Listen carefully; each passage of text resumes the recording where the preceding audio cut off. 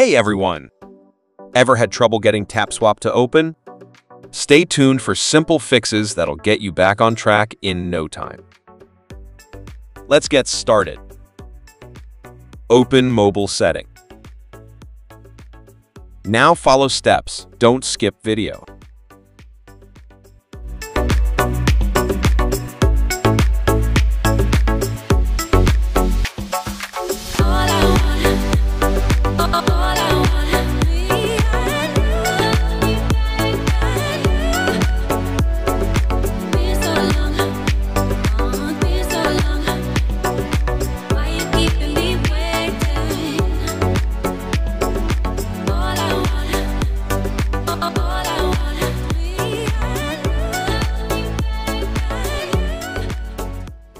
Update Telegram app and then open.